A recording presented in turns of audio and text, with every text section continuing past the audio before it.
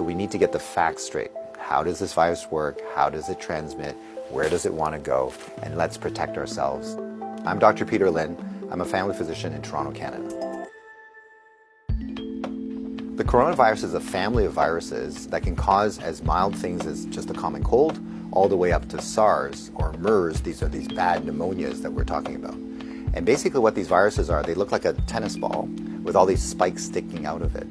And depending on the type of spike, it allows that virus to attach to certain places.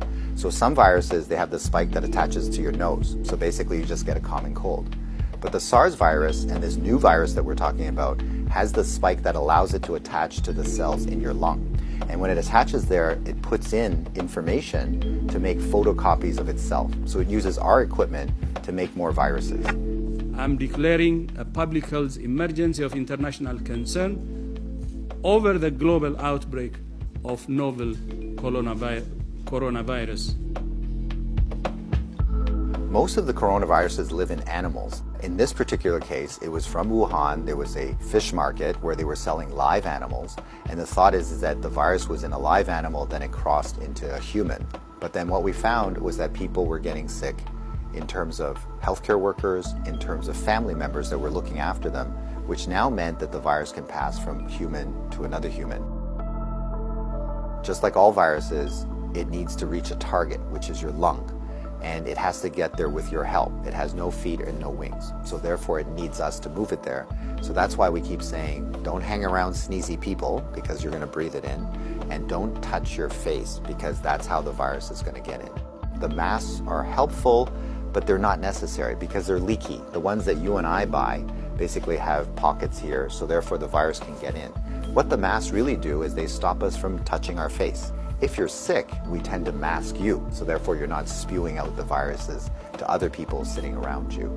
The true people that have the real masks are the N95. Those are sealed. These are for the doctors that may be caring for the patients. So in the beginning, the coronavirus will cause kind of like flu-like symptoms or a cold. So people just get the stuffy nose, that kind of thing. But you'll understand that as soon as that virus starts manufacturing in your lung cells, they're producing all these copies of the virus, all of a sudden now you kill the lung cells. So now you can't exchange oxygen. And that's why one of the early symptoms is people get very short of breath and they tend to have a difficult time breathing, and that's why they end up in hospital. So currently, unfortunately, we don't have a direct treatment for the coronavirus. So we don't have a medication that can kill it off. And so it's really supportive. So in other words, the patient can't breathe, we give them oxygen, help them to breathe. They can't drink, so therefore we give them fluids to support them. Their kidneys begin to shut down, we help them with all those things. So it's a very supportive process. This is a new virus that we've never seen before. So our immune system, our army, are having a hard time figuring out what to do. So usually what we have to do is we make something called antibodies. So these are things that can grab onto the spikes that we see on the virus, and it'll get rid of the virus for you, and that will actually bring you back to good health. So therefore the elderly may have a worse outcome, and of course the young children. So the babies, their immune system is not so good either, so they may not make those antibodies as well. So just remember, your hands may be with virus. Virus cannot hurt you because it can't get through the skin, but the moment I do this, now I've brought the virus right to where it wants to go. So let's remember not to touch our hands to our face. So let's say you think that you might have been on a plane or you might have bumped into somebody that has it.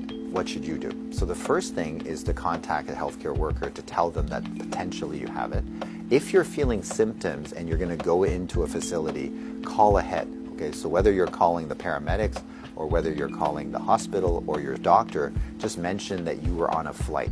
If you don't have any symptoms, then what we do is a little bit of a self-quarantine.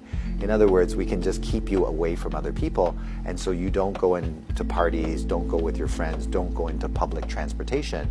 So we can contain it very easily by making sure that you do a self-confinement, so to speak, for the, let's say, 7 to 14 days is the longest incubation time. So after that, if you're feeling well, then you don't have anything to worry about. If we get the facts right, then we don't have to be overly worried, but we do the right things so that we don't get the virus ourselves and that we don't pass it on to others. And if we look after each other in this way, this virus will have nowhere to go. It needs us to move it, it needs us to make copies for it, and if we don't help it, then the virus will stop. So we have the power to do that right now.